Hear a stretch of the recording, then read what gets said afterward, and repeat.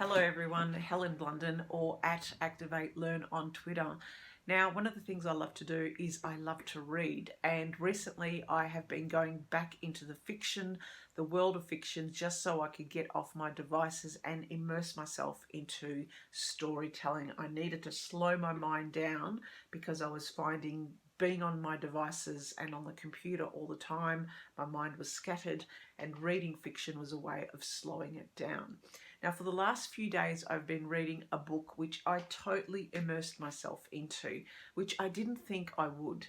I found this book simply by looking at people around me on trains and basically sitting around, and what they were reading this book, Elizabeth Gilbert's City of Girls. Now, you might recognize the name Elizabeth Gilbert. She was the lady who wrote Eat, Pray, Love.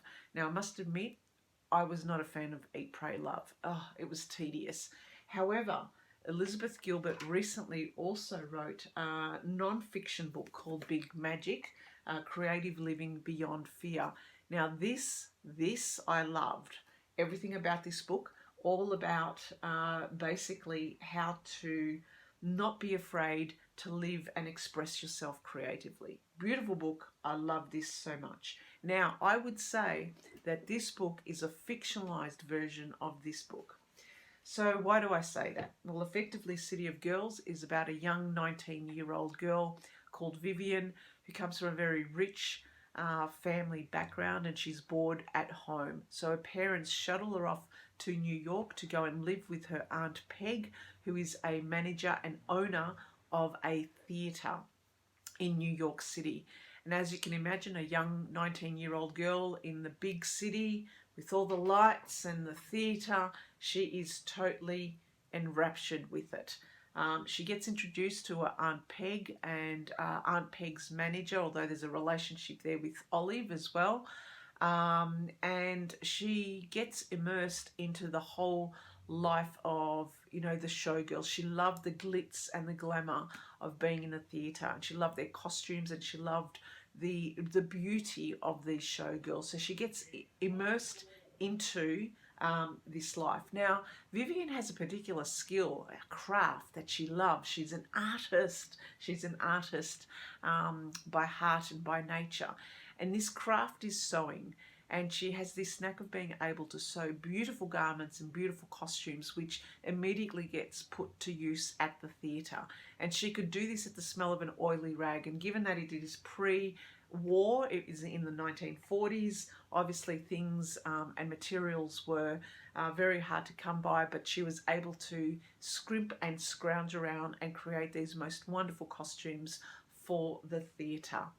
Now, what happens is, to a young 19-year-old naive girl who gets swept into the glitz, the glamour, the parties and the lifestyle that these people have, is that she gets into company with one of the showgirls called Celia Ray, and both of them, two beautiful girls, go out onto the town wreaking havoc with the guys out there and having lots of parties and getting into lots of trouble, might I add. So we get to read a lot of this stuff.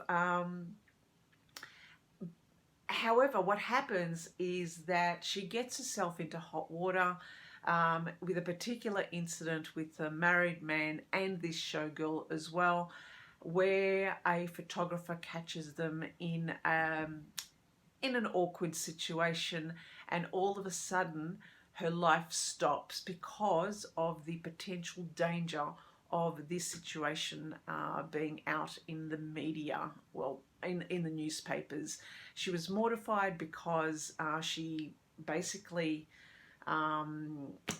had wrecked the friendship of this husband's wife, who was an actress in one of the shows, but also the friendship with her friend, and the potential horrific, mortifying scene that she might have with her parents, her family, her friends, and her brother. So she gets totally scared off by this situation, to the point that she leaves New York and goes back home for a while to really rethink her actions. And through that time being at home, she decides to get back into trying to recover some of her life and actually really think about her actions. And in that time, she gets proposed to by someone who's just not right for her, but she lets herself get swayed by, I guess, society's expectations of her. Now, she gets bored of that, and luckily Aunt Peg comes back to save her and bring her back into New York. And once she does that, she jumps into it with an open heart, and she goes in with gutso and has learnt from the experience. She takes out her sewing and she gets back into her sewing. And in the meantime, she also has a really great friendship with a lady named Marjorie, and they go into business together where they create beautiful wedding dresses. So this is a story of Vivian telling someone else by the name of Angela her entire story of what happens through her life. Now, in it is, what I really loved about this is, I would say if you're a woman, you would love this book. Okay, that's a really grand statement. The thing is, everything that Vivian does in this book, she does not regret. She doesn't feel guilty about it. We see someone who, yes, she's young and naive, but she goes into life with gusto. And I must admit, as I'm reading this, I go, shit, you know, I should have been doing half the things she was doing at 19, which I didn't. And she has no regrets. She doesn't feel guilty about it. And she seems to know the type of person that she is, and she accepts herself for what she is.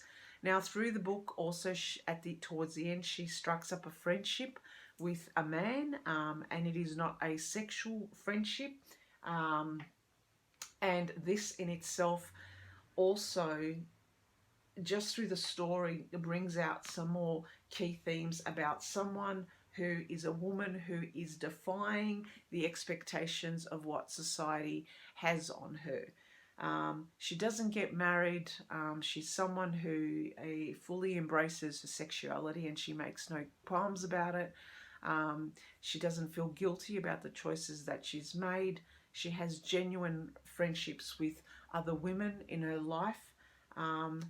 And everything about this book just exemplifies what Elizabeth Gilbert wrote in this book. I loved City of Girls simply because it was the first time I'd read something where a female protagonist was not sorry about what she does and how she is. She didn't have to explain herself to anyone.